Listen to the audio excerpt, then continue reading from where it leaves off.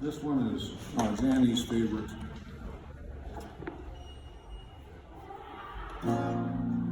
Will that day come to me, Mom?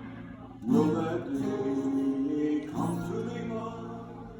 When saying, Mother dear, my eyes will flow to you. When saying, Mother dear, my eyes will flow to you. Wisdom's lotus will blossom forth. Darkness will steal away. Everybody. Wisdom's lotus will blossom forth. Darkness will steal away. Steal away. Steal away. Steal away, Mama. Steal away. Steal away. Steal away. Steal away, Mama.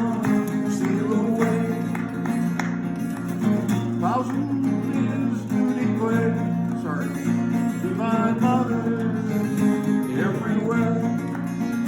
Thousand years to declare, divine mother everywhere.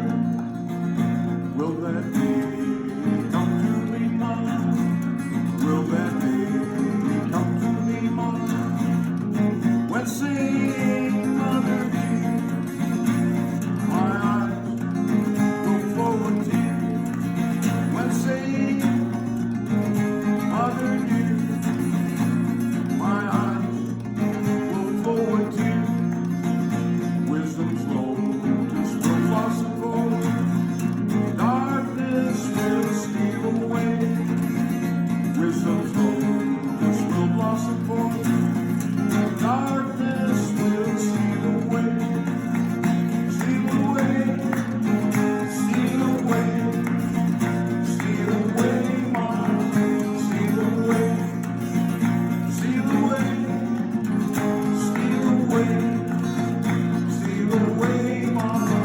Steal away. Steal away. Steal away. Steal away, Mom. Steal away. 1,000 maidens to declare, divine mother everywhere. 1,000 maidens to declare, divine mother everywhere. Right. I told you guys a story about my sister Gail, who was totally deaf from birth, and she had an incurable eye disease, going blind, and it really led me to the spiritual path because regular religion couldn't answer why. Why was my sister born deaf and blind, and why was I so lucky, particularly since, in my mind, she was a far better person than me, and I could just feel she was, in today's language, she was more highly evolved and didn't know those words at that time. But at the school for the deaf she went to, they taught her how to speak and to read lips. So you would speak to her like this. And she told my mom and I, periodically, she said that sometimes at that private school, she came home at Christmas and summertime and Easter. She told my mother and I, she said, when I'm very lonesome, a kind man stands at the end of my bed at night when everybody's asleep and talks to me. Now, of course, me being the math major, curious, I was trying to figure that out, and my mom just said, just don't bother with it. So I always thought about that. The kind man stood at the end of her bed and spoke with her at that school for the deaf. Well, I joined Dr. George, and I moved to Milwaukee, just like that. And about a month and a half later, my mom and my sister drove down from Minnesota to check on me. And we went to church on a Sunday morning. And while they were in town, And I was standing by my mother's car, and I'll never forget, as long as I live, I can see it just clearly right now. Gail walked across the street, and she came up to my mom and I, and she pointed over to Dr. George, and she said, "That's the man who stood at the end of her bed and stood with her." And so, shortly after that, Gail moved to Milwaukee, and my dad co-signed for me because I wasn't 21 yet, and I bought a house right across the street from the church. It was an old, on the south side of Milwaukee, an old frame house. And it was a two-bedroom originally, and there was a little add-on for another bedroom. So, anyway, Gail always used to, she was a good cook, like my mom. And up at the farm, Gail would do a lot of the cooking, and she would serve Dr. George, and Dr. George would say, "It's not as good as strawberry pie." So we'd all laugh. And at one time, she actually made a strawberry pie and came up and handed it to him, and Dr. George got a real kick out of it. You guys will, from Ananda will get a kick out of this. Dr. George signed over his 30-some acres in Milwaukee to SRF, but kept a life tenancy, which meant that he could live there as long as he lived. And this drove, and after Yogananda had said that he was going to build a big center there, a center for the United States for SRF. But things kind of moved along, and as you know, Yogananda's life came to an end shortly thereafter, and they did that lake shrine and all kinds of other things happened. So it didn't work out. And then Rajarsi took over, and Rajarsi was mostly in the higher consciousness. He spent most of the last 3 years of his life, even though he was technically president of SRF, he was pretty much in the higher state of consciousness most of the time. And so when Rajarsi passed away, those 3 women got control of SRF, Diamata, her sister, and the other woman, and everything changed. And then it started becoming an organization. So boy, did they want that land that Dr. George had. 37 acres, 50 blocks from downtown Milwaukee, right in the prime neighborhood. And they wanted that land so bad, and they sent spies out. I saw them. They sent spies out to spy on us. And they actually, one of them cornered me and was asking me, some bad questions about Dr. George. And I came very close to punching him out. And Dr. George said, no, you don't punch him, just ignore him. So anyway, I was not too happy with this. But one funny thing happened, and we were spending Christmas up at the farm, and there was a big table, and there was about 20-some people around, and there was a big, couple of big bowls of baked potatoes. And Dr. George, they passed the bowl to him first, and he took out a potato, and he said, I was sitting at one end, I was sitting at the other end of the table, and the spy was a very well-coiffed lady, and how could she be part of SRF with like a mink coat? Okay, you figure that one out. Well, anyway, she was there, and she was just very uppity, and she was very queenly, but she was definitely, a spy from SRF. And so Dr. George looked at her, and I saw his eyes gleam, and he said, Sammy, do you want a baked potato? I looked at him, and I said, sure. So he picked it up and he threw it to me. and miraculously, I caught it. And that lady left the next day. she couldn't take the farm. Now the farm, I told you about 20th Street.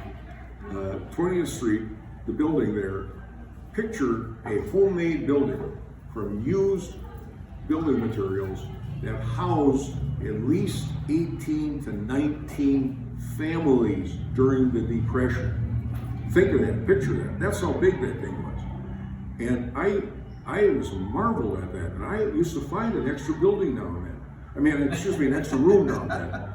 So we took that building down. They were in process of doing it when I joined them in 1964. And so it was about a third taken down when I first was introduced to it. And we gradually took that entire building down, and we worked on Tuesdays, and sometimes once a month we worked on Saturdays. And we took that board by board, and we had pickup trucks and a couple trailers, and we hauled everything up to Friendship, Wisconsin, in the middle of the state, where there were no building codes, which was righteous for us. So we rebuilt that whole big thing into all these buildings up at Friendship, Wisconsin. And I cannot describe these buildings to you. I just cannot describe them. And I had the greatest fun working up there. Oh man, we dug out basements. I love working on roofs. I love being, I don't know, I had no fear of heights, and I love working on roofs. And one time there was a couple of young kids, and I was up there with them, and their mothers were scared to death, and the mothers chased them off. So anyway, it was really nice building up there. It was so fun. And Dr. George, who was considerably older, 40 years older than 40-some years older than I was, he could outwork any of us. And I have a most wonderful memory of Waldo Moe. Waldo saw Yogananda in Pittsburgh in 1926. He was going to college there and at the Carnegie Tech, and he later worked for International Harvester for his entire career in Chicago. Well, he was at the speech by Yogananda, where Yogananda summoned 6 of the biggest guys in the room up with a rope. And Waldo was one of those guys. Waldo was a pretty good sized guy and strong. And he was young at that time. And Waldo said, we held the rope on one end, and Master held the rope at the other end, sort of laconically. And he said, you people have weak will. He said, you need willpower to be on the spiritual path, to concentrate and to attain God realization, and to repeat and to practice and practice until you attain divinity. And he said, you must have persistence. And he said, I will show you, these men here will not be able to move me. So he held the rope like this, and Yogananda said they yanked and yanked and yanked, all 6 of them. They just yanked and yanked, and Yoga just sat there calmly holding the rope, and they could not move that rope. And so Yogananda later moved to Chicago and then joined Dr. George's center in Milwaukee. I remember when I was first there, I met Waldo. I really, really loved Waldo. He was a very, very good guy, a funny guy. And Waldo said to me, he said, remember, Sam, he said, you're Dr. George here. He's a saint. Don't ever forget that. And so Waldo told me about some of the times that he and Dr. George drove from Milwaukee to see Master in Los Angeles. And they drove in Model A Ford or Model T or whatever it was. And sometimes the brakes wouldn't work, and sometimes all kinds of things went out. And it took them 3 weeks on average to get to LA from Milwaukee. There were dirt roads, and one time they had to go up the entire first Long's Pass in Colorado. They had to go back. They had to back up all the way because the transmission didn't work. The only thing that worked was reverse. So they backed up all the way up to the top of the mountain. Then they coasted down to the bottom of the mountain, and they found an auto repair shop, and they got the transmission fixed, and then continued on to LA. But Dr. George had a bite here, and I'm trying to think. Yeah, it was sort of on his hand. It was a big bite, and he told me that he came back from Master one time and stopped in the wilderness in New Mexico, up in the mountains, and he fasted for 40 days and 40 nights. And while he was there, a rattlesnake bit him. And so I said, well, what'd you do? And he said, well, he said it was okay. He said, the poor little guy, he was scared. The poor little rattlesnake was scared, so he couldn't help it. So he said, I just kept squeezing it out, and it gradually went out. It didn't affect me. Now, I'm going to show you guys here I want Mariana to come over. Look into the light and see this. See that sky that goes all around there? Yeah. Why don't you come over and you see it? Let's see it. Yeah. Yeah. Yes. You can see that scar right there. Goes all the way around my whole tongue like that. Yeah. I'm kind of clumsy, and I am not that mechanically inclined, and I never really used a saw in my entire life. I grew up in the suburbs, and my dad wasn't mechanical, so now I was down at Dr. George's farm, and we were building things, and I was sawing away, and all of a sudden that saw just jumped and darn near sawed my thumb right off. And Dr. George came running from another building. I didn't call him or anything. He came up and he grabbed it like this and held it between his two fingers for a few seconds like this. He held it. And then he said, "Okay, Sammy," he said, "go put a Band-Aid on it." So I went inside and I put a Band-Aid on it and it was fine. And now you tell me, thank you, Dr. George. I would have lost my thumb. I never would have been able to play the guitar or the banjo. So anyway, George was pretty cool, and he was so selfless about it. Debbie and Robin from our church, and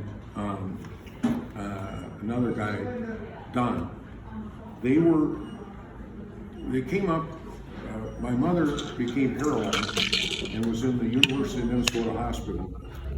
And Dr. George and these three disciples came up to Minnesota, and I arranged for them to stay at my cousin's house. My cousin was very wealthy and had a big house, and they stayed there. And they went to see my mom for a few days at the University Hospital. And my mom was in this one room. In the next room, there was a woman from up in North Dakota who was dying. And her family was all around. And I talked to one of the family, and they said that Mom, had just weeks to live or days to live, and she was kind of doped out and so forth. And Debbie, Robin, Don, and I all saw Dr. George would come away from my mom's room and would stand by the doorway of that woman's room. And he just stood there, and he would look over at her. We watched him. He looked over at her like this, a little bit, and would stand there. And he did that like 3-4 times a day. He would just stand there. And you won't believe this. That woman was miraculously healed. I swear to you. And if you talk to Debbie and Robin and Don today, they would witness the same thing. And so that woman was miraculously healed and left the hospital. And thank you, Dr. George, but he would never, ever take credit for it. And he just was very, very humble. He never charged a dime. He never took a collection in our church. He had to work to give him money. And so he, this is an interesting thing for a holy man. I don't know why. These are a lot of questions. Like Jerry and I used to have a lot of questions. In fact, I can feel Jerry here right now, chuckling. Jerry and I had a lot of questions, and the questions were like this one. Dr. George worked at a big defense contractor called Kearney and Trecker in Milwaukee, and he was the head of the tool and die department. And he used to work 2 shifts and then meditate for 4 to 6 hours and then sleep a little bit and then go back to work. And we pondered, why did he work at that factory? It just was a puzzle. But yet he did that for all those years. And so Dr. George pretty much had his own money. He was paid very well at that factory. And one guy came from his factory. He used to come to our church back in the 60s, once in a while. And then I think he passed away. But he used to come, and he would sit quietly in the back. And of course, inquisitive me, made my way over to him and talked to him and interviewed him and so forth. And I said, how do you know Dr. George? And he said, oh, he's a saint. And I said, well, how did you know him? He said, well, I worked with him at Kearney and Trecker. And I said, how do you know he's a saint? And he said, he laughed and he said, oh, many things. And then he said, okay, I'll tell you what. And he said, there was this mean guy named so-and-so. Let's say his name was Jim. And he said, Jim was just a bully and just really was mean to everybody, and nobody, and so Dr. George told him not to bother this one man. And Jim was coming at him to beat him up, and he had a spanner, you know, a big screwdriver, or not, in a big, what do you call it? Wrench. He came running at Dr. George with a big wrench, and Dr. George went like this. Didn't touch him, just went like this, and he was knocked cold, fell on the ground. And when he woke up, he claimed that Dr. George had hit him with a spanner. Well, all the witnesses, and basically the staff put him in a whole different department. They kind of moved him out of there. And so I said, you saw that? He said, yes, I did see that. And I said, so he didn't touch him. It came back to me many years later when I was at a meeting at the Sheraton in Santa Monica, and we were meeting in the lobby there, and there was this broker, and he looked at his watch and he said, oh my gosh, I got to get to my Qigong meeting. He said, we'll talk again tomorrow. So he takes off. So this fellow Robert, who I was meeting with from San Francisco, Robert was mine, he was associate of mine, and I said, what's Qigong, Robert? And he said, you don't know about Qigong? I said, no, I never heard about it. And he said, oh, it's amazing. He said, see, you want to get a Qigong appointment? I said, okay. So he said, I know the place. So he looked at his phone, he called, and he said, we got 2 meetings. He said, you and I. So it's over on Barrington. So we drove over and made it to the place and parked there and walked in, and there was some young Chinese guys, and then there was a pamphlet on this old Chinese guy. It turns out this guy had been the world unarmed combat champion 2 years in a row. And with his chi, karate and other guys couldn't touch him. He just knocked them cold with his chi, his energy. So I went in first, and the young guy said, he didn't speak any English, so the young guy said, what do you want him to work on? I said, my back. So I took my shirt off, and I lay there and closed my eyes, and he put a cold washcloth on the top of my back, and he was standing there, and I could see him. Let's say that this is where my back was. His hands were about here, about 2 feet up. And then it would heat up and just steam. Then he soaked the washcloth again and worked my back up and down, up and down. Oh my gosh, after 45 minutes, I felt like $1 million. So I was sitting on a chair outside, and I watched Robert. Now, I had been thinking that he was heating up these things. And I saw Robert, I saw the guy's hands 2 feet above the washcloth, never touched him, never did anything. He just stood there, and with his energy, just did that heat and that energy. And so I said, oh my goodness, isn't that an interesting thing? Qigong. A Qigong master is really something. So, but somebody like Yogananda or Sai Baba or Dr. George could do the Qi just like that. Yogananda probably did many things like that too. And we loved it when Dr. George would talk about Master, because he would just melt and his eyes would gleam, and he would tell us stories. And one of the stories he told was about how Oliver Black told the same story. And is that you, Mary Louise? No? So Oliver Black told the story also. George told it a number of times, and we just got a big kick out of it. And I can't give all the details, but they would be sitting with Yogananda in his office, and Diamanta's office was on the first floor. And Yogananda would lean out the window and say, Daya! And she would poke her head out and he'd put water on her. And Dr. Yogananda said to Dr. George, she never learns. And so, whatever the meaning of that is, the people from Ananda Village and the disciples of Dr. George must get a big kick out of that.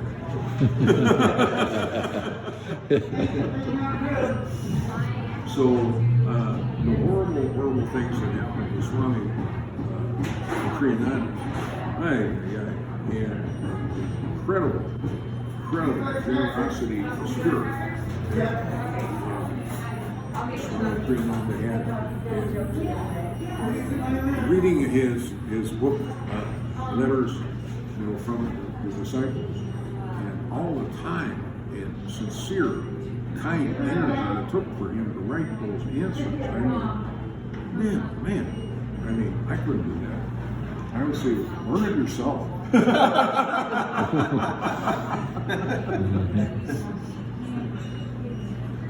And Dr. George, as I have told you in the past, drove his car, or his truck, with his eyes closed for many, many miles. And Jerry and I discussed that.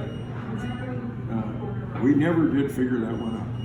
And maybe when I get to the other side, I'll find out why Dr. George drove his vehicle with his eyes closed. And maybe it was just to instill faith in us, which is probably it. And Jerry's wife told a story about how it was wintertime and snow was blowing, and he was driving the truck, and she was in the front seat, and he had his eyes closed, and he came to this big bridge over the Wisconsin River, big bridge, and they blew a tire. So they got out, and Irma and Dr. George changed the tire, and she said, "Oh my God!" So there she was, very nice, very pretty, in a seat, kind of age. I don't know, she's probably 55, 60 at the time. And so here she was helping Dr. George change that tire, and on the bridge, with the wind blowing and the snow blowing. Then they proceeded out to Milwaukee, and he had his eyes shut most of the time on the freeway. He was in silence. And then one of the things that we went on Highway 16, he used to like to stop for pie and coffee. So we would stop, and I loved stopping for pie and coffee with Dr. George. That was so much fun. And I learned from him. You could see him just silently working on all the people in the place. The waitress, the other customers, the people. He was just sending them love and light. And I learned that from Dr. George. And that is one thing that we all can do, is wherever we are, in whatever circumstances, whatever place, wherever we are, we can send love and joy. We can just send it silently. We don't have to make a big production out of it. I make a big production by telling jokes, I guess, but we can send love. Because everybody needs love, and everybody will feel it. It's real. It's real. And when you guys, for example, I feel your prayers. Oh man, I feel them a lot. Michael is he's troublesome. His prayers get stopped somewhere near Albuquerque. So I'm teasing. We've been working on that. Oh, you'll work on it. Okay, get past Albuquerque. So we have to close here in a little bit. Okay, we'll close here. Okay. Would you like to share another song or I'll do one more song. Well, I haven't played the banjo. Yeah. Okay, we'll get the banjo. The banjo is a fun instrument. Linus told Charlie Brown one time that every baby who's born should be issued a banjo for happiness.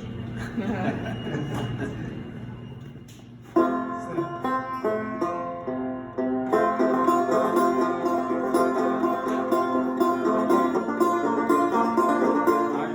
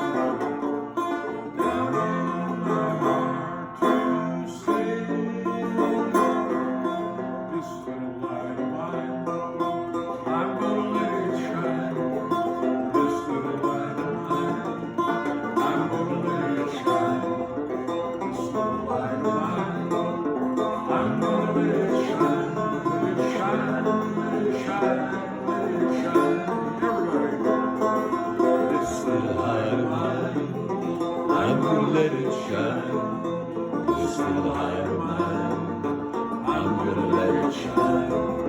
This for the light of mine. I'm gonna let it shine. Let it shine. Let it shine. Let it shine. Hey, well, I'm gonna close it out here. We, Thank you, Sam. That's amazing. you bet. Thank you, Oh, Sam. thank you guys, thank you. I'm gonna ask Pastor George to bless each one of you with his unconditional love. I ask that Pastor George be just as much yours as he is mine.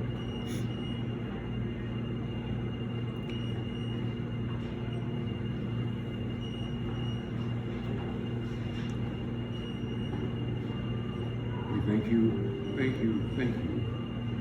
Bless the day that I met Dr. George. Bless the day that I met you guys. Love you guys.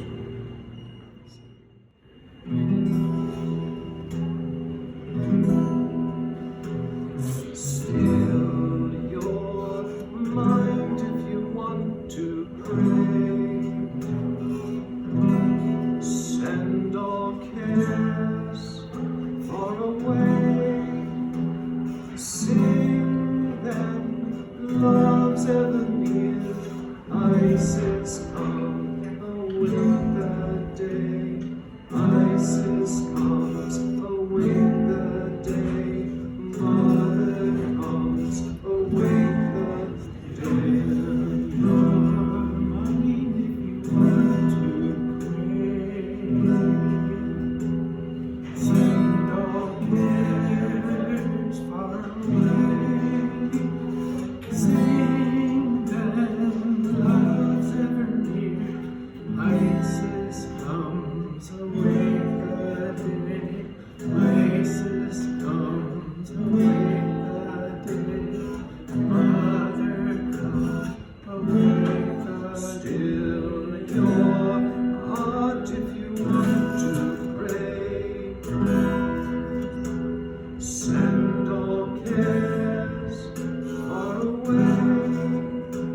Sing then, love's ever near.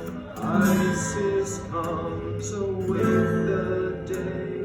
Isis come await the day. Mother comes await the still Lord.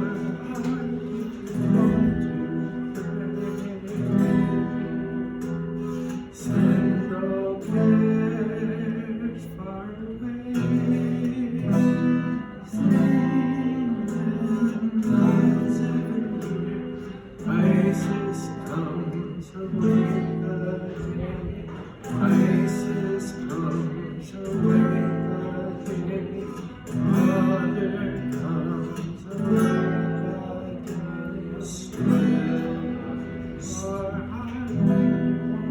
Still your soul if you want to. Still your soul if you want to. Still your soul if you want to. Still your soul if you want to. Soul if you want to. Still your soul if you want to. Still your soul if you want to pray. Isis comes await the day. Isis comes await the day. Mother comes await the day.